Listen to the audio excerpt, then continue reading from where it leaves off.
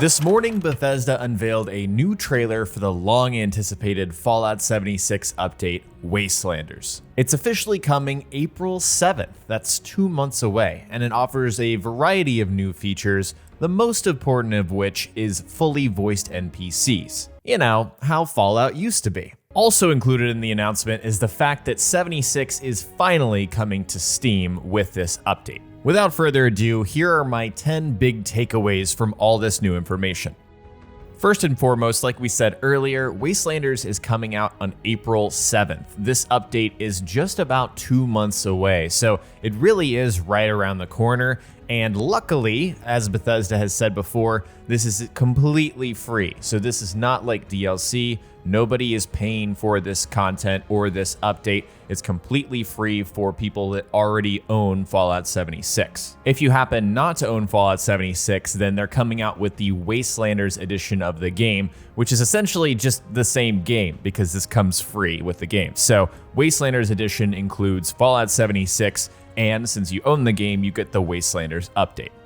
Fallout 76 is finally coming to Steam. This is something that took way too long, but it's good to know that finally it's coming to multiple platforms on PC outside of Bethesda.net. So this is the first time it's there, along with special editions that are coming out with Wastelanders. You can now buy atoms via Steam, and of course you'll be able to get Fallout First if you want that membership through Steam. Bethesda has said that unfortunately you cannot transfer atoms or your Fallout First membership from Bethesda.net to Steam or vice versa. So that kind of sucks if you paid for a years-long membership and preferred Steam.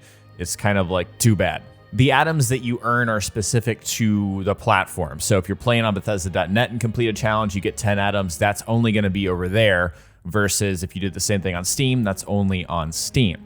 However, if you've already bought items with your atoms, for example, you got a power armor skin for 500 atoms, that will transfer over. So you still have that entitlement for the item that you earned. If you got it on Bethesda.net, it will appear on your Steam version of the game.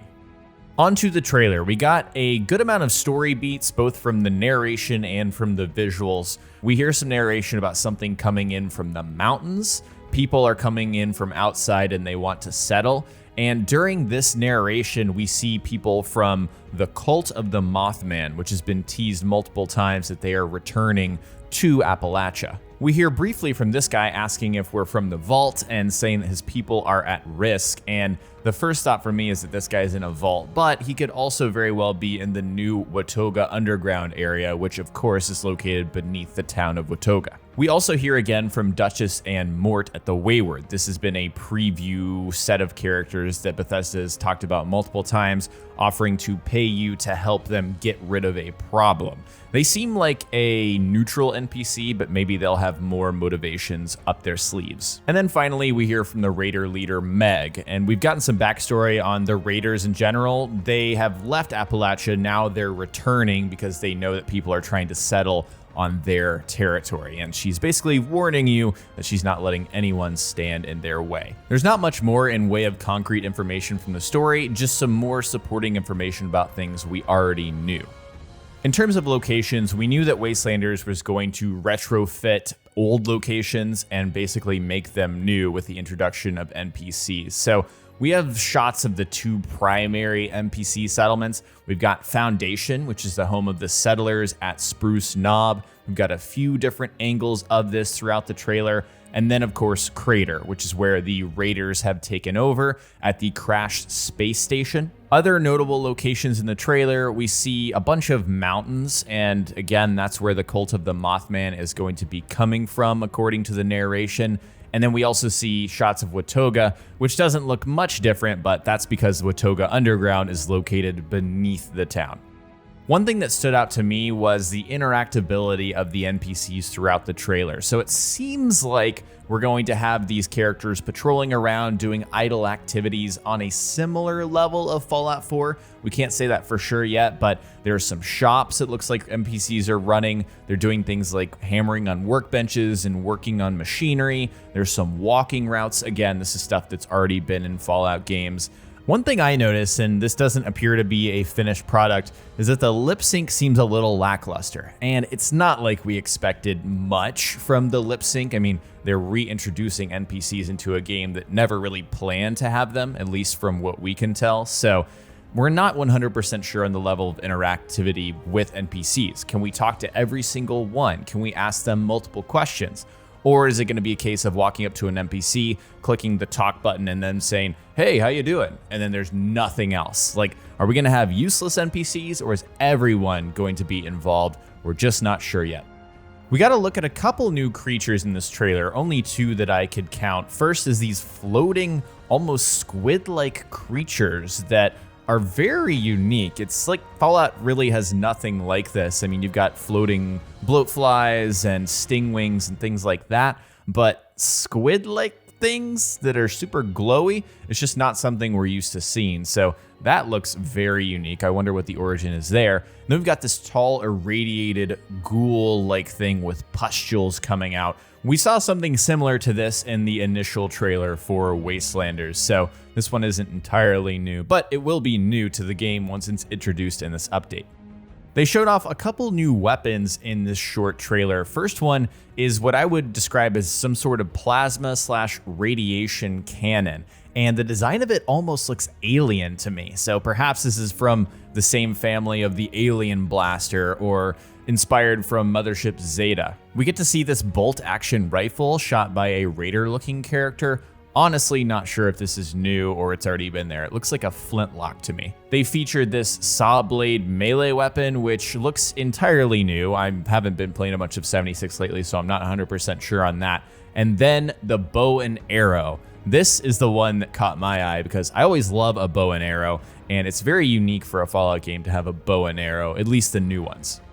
We're also obviously getting some new armor. So from what I can tell, we're only trying to identify new armor on NPCs. There could be lots of new pieces of armor, but what stood out to me were these cultist sets when we're looking at the Cult of the Mothman. So a lot of bone type face masks and even a skull along with antlers jutting out of the side. It looks very sinister.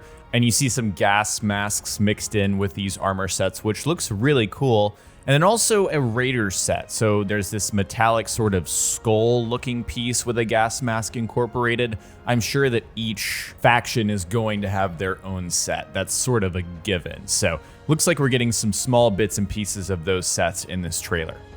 We're also getting some new sets of power armor, and two of them are tied to the bundles, so they're purely cosmetic.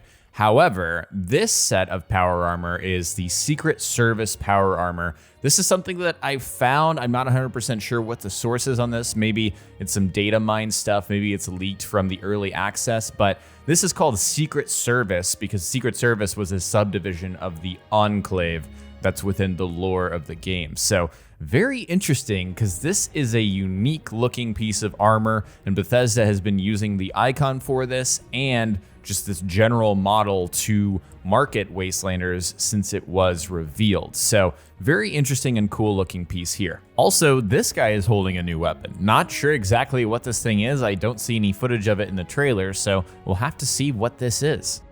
And finally, if you want to pay money and get some cosmetics, we've got some bundles for Wastelanders. The first one is called the Raiders Content Bundle. It includes a Minecar Planter, which is a planter for your crops when no dirt is available. There's the Raider Camp, which is just a skin for your camp.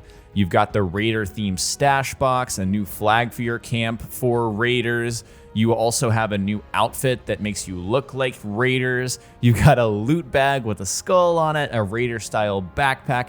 Then finally, the big part of this, which is the Marauder Power Armor skin that is based off of the Crater Raiders. If you choose to get the Settlers Content Bundle, you'll get the Garden Truck Bed Trailer, which again is a planter for your crops. You'll get a Settler Camp skin, a Settler-themed stash box, a Settler flag. You'll have a Foundation skin called Settler Mechanic outfit, and you'll get the loot bag, which is for Settlers, the Settler-style backpack, and the Vigilante Power Armor skin, which again is Settler themed. So these are basically mirroring each other, just themed in different ways. Funny enough, they did not attach a price to these bundles. Like, it's not on Bethesda.net shop, it's not on Steam yet, so we're We're actually not sure how much these are going to cost, but if I had to guess, I'd say 10 to 20 bucks, probably closer to 20. And of course, there will be a bundle of the bundles called Fallout 76 Wastelanders Deluxe Edition that has the content from both the Raider and Settler packs. That is really all I could take away from this new Wastelanders trailer. It's nice to see more of the game. I would describe this personally as whelming. It's not underwhelming, it's not overwhelming, it's just whelming. It's there, we know Wastelanders is coming, and I think in order to form a better opinion, I'm just gonna need to get my hands on the game. Based purely from the fact that this trailer is labeled Official Trailer 1, I believe we'll be getting at least one more trailer for Wastelanders before April 7th. So once that drops, or if there's any more significant information, I will be sharing it here on the channel. If you enjoyed this one, remember to hit the like button, I'd really appreciate it. And if you haven't already, don't forget to subscribe and hit the bell to turn on notifications so you don't miss my next video. Thank you guys so much for watching, and I'll talk to you next time.